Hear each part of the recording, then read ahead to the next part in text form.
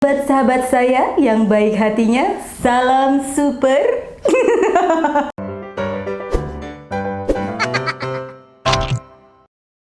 Hi everyone, welcome back to my channel. Asik. Hey, apa kabar semuanya? Balik lagi di channel Rachel Godard. Jadi guys, kemarin itu gue nanya di Instagram gue, you can ask anything, tapi tentang diri lo sendiri, bukan tentang gue. Terus banyak deh tuh ya kan, permasalahan hidup dari soblen-soblen, sobat online semua. Ya udah, mau gue jawabin satu-satu. Penasaran pertanyaan apa aja? Jempolnya mana? Jempolnya mana? Like dulu dong videonya, abis itu subscribe dan share ke seluruh sosial media yang kalian punya. And now let's move on to the question number 1. Pertanyaan pertama, Kak, teman gue suka banget pakai barang KW. Dia yang make, gue yang malu. Gue mesti gimana? Aduh, coba deh kalau kita mau bergaya, bergayalah sesuai dompet ya. Dompet kita sendiri, bukan dompetnya Om ya. Jadi gini, kalau belum bisa beli barang yang branded, ya udah, nggak usah maksa. Itu kan bukan adalah wajib membeli barang-barang yang branded. Apalagi supaya cuma dibilang keren gitu ya. Padahal teman-teman lo juga tahu itu barang KW, kan sedih gitu ya. Rencananya pengen ngebohongin mereka, tapi mereka tahu gitu. Dan yang lebih menyedihkan adalah kita membohongi diri kita sendiri gitu. Dipikirnya kita mampu untuk beli barang yang branded, padahal belum mampu gitu. Padahal juga banyak produk-produk lokal ya yang bagus-bagus, yang kualitasnya juga nggak kalah sama barang-barang branded. Menurut gue barang branded itu bukan dibeli supaya bisa pamer ke teman-teman, nih gue udah bisa beli nih kayak gitu, bukan. Tapi lebih kepada achievement gitu. Jadi misalnya lo udah selama ini udah belajar yang rajin supaya bisa naik jabatan gitu, kerja keras. Dah disitulah lo pengen beli barang branded, silahkan gitu ya. Terus pertanyaannya, salah nggak sih Kak kalau beli barang-barang KW?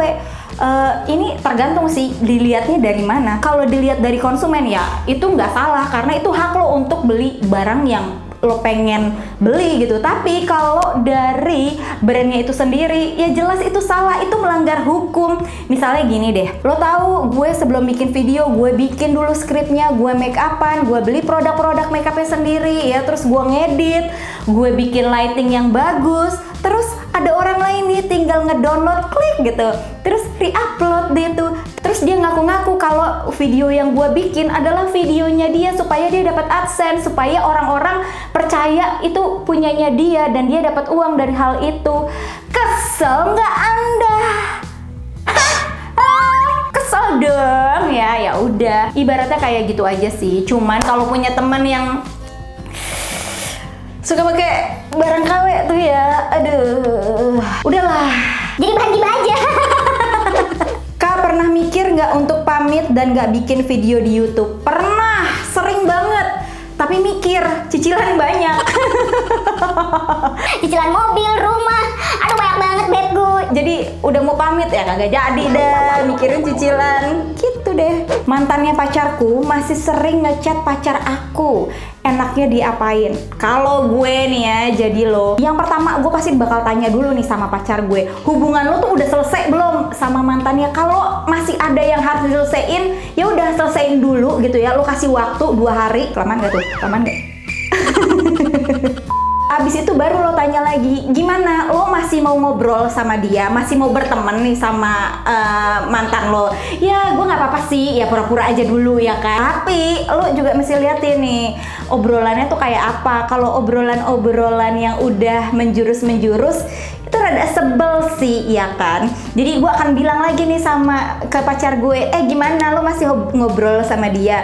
Jujur nih, emang sih bukan big deal, tapi gue kayak merasa resah gitu, kayak kurang happy kalau lo masih ngobrol sama mantan lo gitu. Cuma ya terserah lo sih, kalau lo masih pengen ngobrol sama dia ya terserah gitu. Tapi ya itu emang menyakiti hati gue. Tapi ya gimana, itu kan hak lo gitu kan, ingin berteman dengan siapa-siapa. Ini kalau gue ya, soalnya kan gue kan anaknya gengsi banget gitu untuk bilang kalau Gue tuh cemburu aja. kalau udah 2 kali dibilangin Dia tetap ngeyel gitu ya, masih gatel gitu. Laki lo juga masih ngeladenin mungkin karena nggak enak. ya kasih ultimatum Beb, ya terserah sih, lo silahkan berhubungan sama dia, gue nggak akan ngelarang-larang. Soalnya kalau masih diterusin dan masih mengganggu pikiran lo, itu jadinya nggak sehat gitu hubungannya. Silahkan kamu mau ngeblok si ulet keket itu, atau ya udah kita bye-bye aja, udah selesai. Kak, gimana cara ngebedain cowok yang mandang harta sama yang tulus, Kak? Kagak tahu gue kagak pernah kaya dulu. Ya udah, lu ngapain sih nanya pertanyaan kayak begini sama gue? Kak, please banget tips biar gue nggak selingkuh lagi dong. Kasian sama cowok gue, tapi gue nggak bisa stop.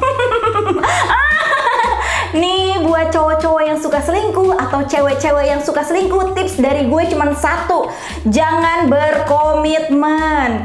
Kenapa? Karena berkomitmen itu hanya untuk wanita-wanita dan perempuan-perempuan berakhlak saja. Gini ya guys, kalau lo tipikal orang yang nggak bisa setia, yang nggak bisa komitmen sama satu orang, jangan pernah komitmen, apalagi sampai punya anak. Karena punya orang tua, bapak atau ibu yang nggak bisa komitmen itu sangat menyakitkan. Oke, ya udah mencolok terserah gitu, tapi jangan ada komitmen. Paham kan? Kak, kenapa ya kok nggak ada cowok yang aku suka itu suka balik sama aku? Kurang ajar nih pertanyaan. Karena gue juga kagak tahu guys. Dari zaman gue puber ya, gue suka sama cowok, naksir banget nih, cowok itu nggak pernah suka sama gue balik. Jadi lo salah banget ya kalau lo bertanya sama pertanyaan ini. Tapi satu hal yang gue tahu, cowok-cowok yang gue taksir gitu ya, zaman SMP, SMA, yang famous, yang ganteng saat itu, yang terkenal saat itu, sekarang biasa-biasa aja gitu loh. Kayak Ya udah, pekerjaannya juga biasa-biasa aja, nggak yang hebat gitu. Terus kadar ketampanannya juga udah luntur, soalnya nggak sukses-sukses banget. Jadi gue bersyukur gitu, ya udah. Berarti dulu gue bener. cinta gue emang harus ditolak. Soalnya kalau misalkan kita jadian, dicengin gue ntar kalau misalnya alumni, ya pacar lu tuh dulu sih boleh, sekarang gitu. Kak, kalau sakit perut harus gimana? Lo olesin tuh kalpanak ke seluruh muka lo. Perut lo nggak sakit, muka lo yang panas. Kak, tanggapan tentang bini keduanya Litayo dan anaknya yang ngebelain bapaknya.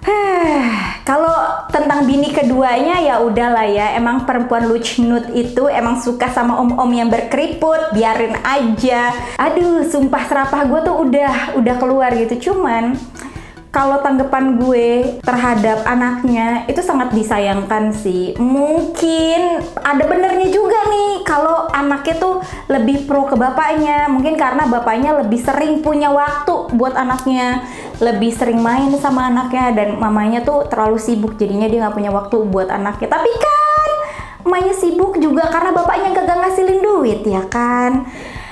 Sebel sih, tapi menurut gua yang namanya perceraian itu tidak harus selalu diakhiri dengan permusuhan. Waduh, ini berat banget nih gue obrolannya nih. Udah kayak motivator aja nih. Buat sahabat saya yang baik hatinya, salam super.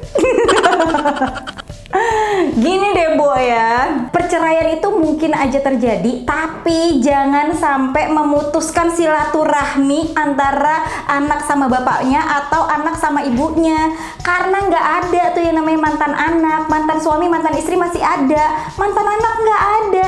Terus lu lagi satu nih. Jangan lu pikir Korean drama itu adalah nyata ya. Abis lu nonton tuh The World of Marriage Life, tiba-tiba lo jadi Insecure, jadi ngecekin handphone laki lu ya. Laki lu mau ngapa-ngapain bawaannya curiga. Padahal yang lo tonton itu fiktif belaka. oke, jangan sampai mempengaruhi kehidupan rumah tangga Anda. Begitu. Kak, gimana caranya ilangin insecure? Udah coba buat pede tapi nggak bisa. Satu hal yang bikin kita insecure itu adalah ketika kita membandingkan diri kita sama orang lain ya. Padahal kita nggak tahu nih orang lain itu punya insecure juga. Misalnya nih ya, kita ngebandingin kulit wajah kita dengan perempuan lain gitu, dengan kayak begitu tuh. Makin dibandingin, makin kita tuh kayak insecure. Sama satu lagi nih, kurangin buka media sosial. Karena ketika lo buka media sosial yang super toksik itu, kita dengan nggak sengaja bakal ngebandingin kecakapan, ketampanan, kesuksesan. Padahal ya, yang ada di Instagram itu nggak 100% apa yang dia rasain. Ya mungkin aja selebgram itu kelihatannya sempurna nih ya kalau di foto-foto, tapi kan lo nggak tahu kalau dia lagi sedih, mungkin ada yang hilang di hidupnya, mungkin ada yang terluka gitu, tapi kan nggak diumumin di sosial media gitu ya. Kita ngeliatnya yang enak-enak aja ya kan, terus kita ngebandingin hidup kita yang melarat ini. Kesel kan? Pokoknya kalau di sosial media mah liatnya yang seru-seru aja, yang lucu aja. I can let it go that. Tips lagi nih, lo coba tulis di buku ya tentang kelebihan lo. Pasti lo tahu kan, misalnya gue tuh jago banget ngomong, gue tuh jago matematika, atau gue tuh suka banget menulis indah, atau menurut teman-teman gaya gue tuh keren. Lo tulisin satu-satu dan lo bacain setiap pagi. Niscah ya alam semesta akan mendukung lo. Dan terakhir, jauhin teman-teman yang suka ngebully lo, yang suka ngetoksik, yang suka ngata-ngatain lo. Itu nggak usah ditemenin. Mendingan gak punya teman daripada punya teman yang super toksik. Itu akan merusak mental. Oke, lanjut. Kak, cowok gue kalau main suka pinjem duit, bilangnya besok dibalikin. Ternyata zong. Gimana cara bilanginnya? Nggak usah dibilangin. Nanti kalau misalnya cowok lo datang, ambil aja duitnya. Anggap itu bayaran yang dia udah ngutang gitu. Atau nggak, kutilin aja tuh jam tangannya, sepatunya lo jual di OLX. Tipe-tipe fuckboy kayak gini tuh udah nggak bisa dibilangin ya. Tuh kan minjem duit, nggak modal, berasa punya cinta, terus bisa ngebeli cinta gitu ya.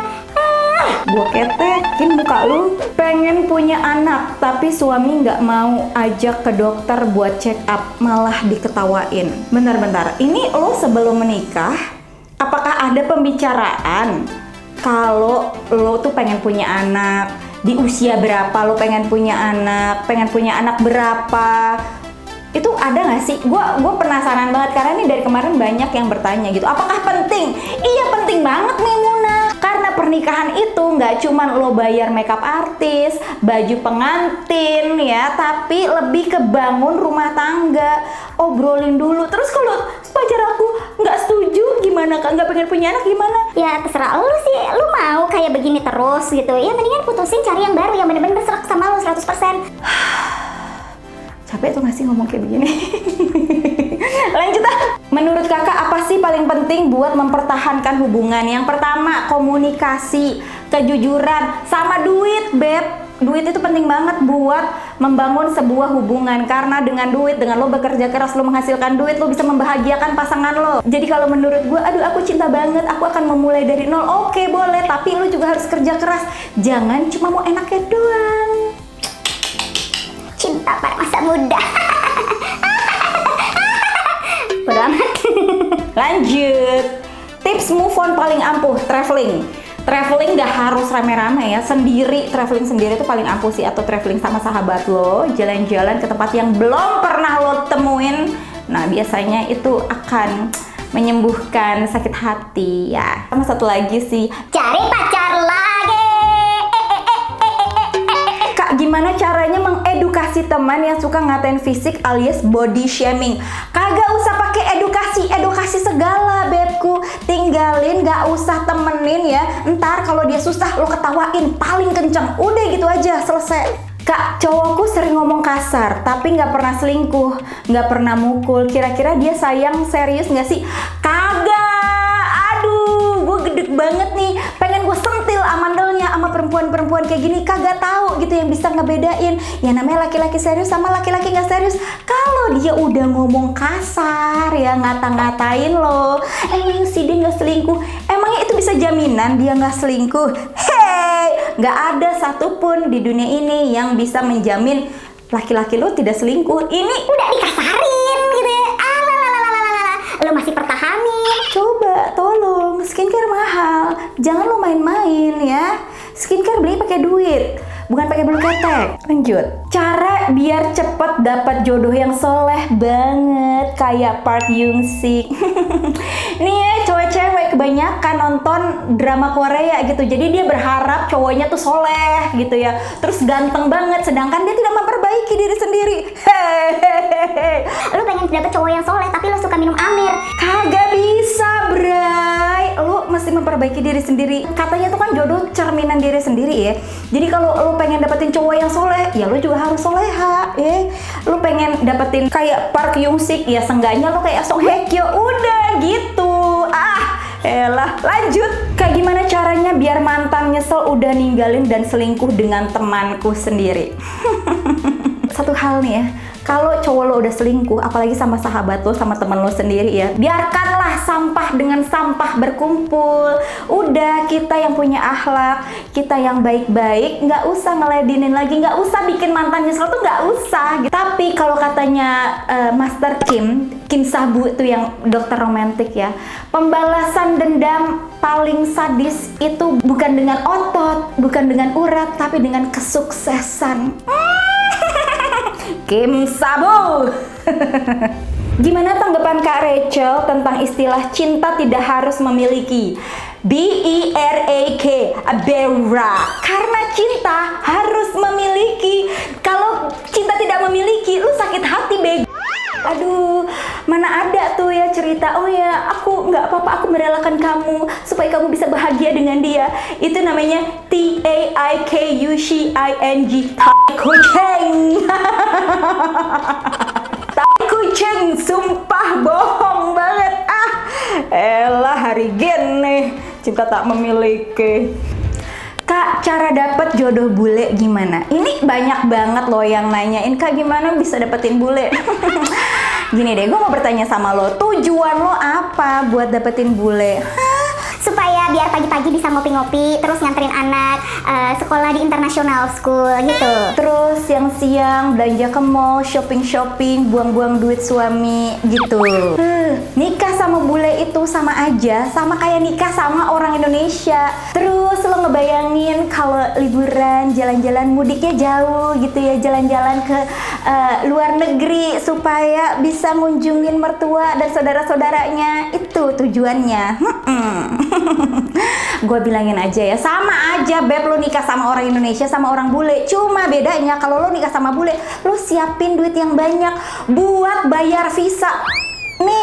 Nih, buat izin tinggal aja, bukan izin bekerja, bukan izin apa-apa. Supaya dia bisa tinggal di sini, lo mesti bayar puluhan juta sayangku. Tahukah Anda?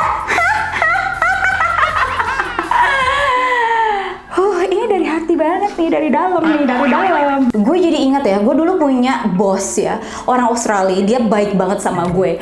Cuman pas gue mau izin gue mau nikah sama Ben, dia tuh ngelarang gue, tau gak sih? Dia selalu bilang, Rachel, are you sure?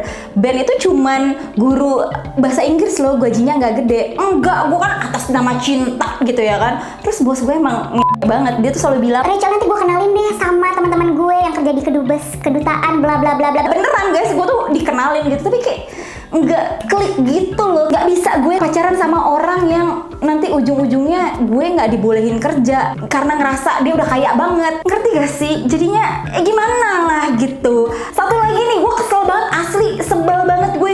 Kemarin ada yang nanya, Kak, gue pengen banget nikah sama bule, soalnya gue pengen memperbaiki keturunan. Gue nggak butuh bule untuk memperbaiki keturunan, soalnya gue terlahir udah cantik. Berarti kalau ada yang bilang gue pengen nikah sama bule supaya ngerubah keturunan, Ya lu artinya ngakuin kalau diri lu jelek dong. Kesian.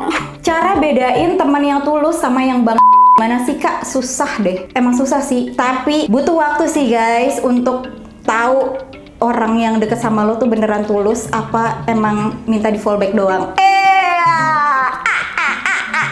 Gimana perjuangan kakak bisa sampai sukses kayak sekarang? Gue selalu bilang sama adik-adik gue, sama teman-teman gue, bahwa sukses itu butuh waktu. Kalau lo baru fresh grade dan lo berharap, oke, gue nanti bakalan dapat gaji 50 juta sebulan.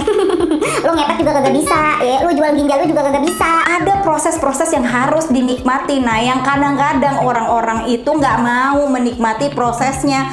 Lo nggak tahu kan, gue kerja dari Senin sampai Jumat 9 to 5, terus sampai malam gue masih ngerjain artikel-artikel lain supaya dapat side joban. Sedangkan hari Sabtu dan Minggu gue masih bawa orang untuk traveling. Supaya apa? Supaya gue bisa dapat cuan. Jadi gue liburnya kapan? Kagak ada. Enak nggak? Ya kagak enak, Bang. Sekarang enak nggak? Ya enak, soalnya udah kebiasaan hidup kerja keras setiap hari. Oke, sampai sini paham?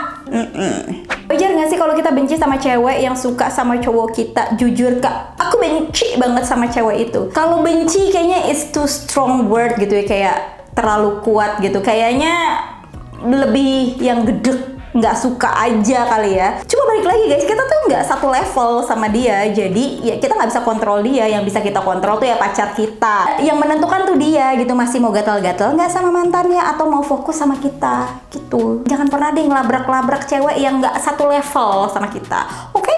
Kak, please banget, aku lagi menjalin hubungan sama pacar beda agama. Apa jalan yang harus aku ambil? Secara kan nggak baik kalau lama-lama. Ya udah tahu beda agama. Ya ini gue paling kesel nih ya.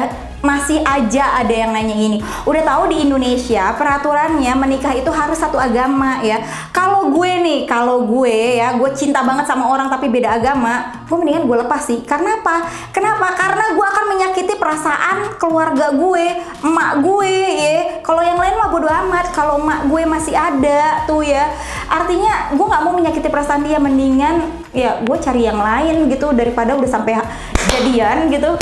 Terus lu baru sadar, kok kayaknya kita nggak cocok nih, kita beda agama. Udah kemana aja Memuna? Kesel gue. So intinya kalau lo bisa pindah agama dan keluarga lo baik-baik saja, silahkan ya. Tapi kalau lo berekspektasi pacar lo akan pindah agama dan dia akan meninggalkan keluarganya, Anda egois.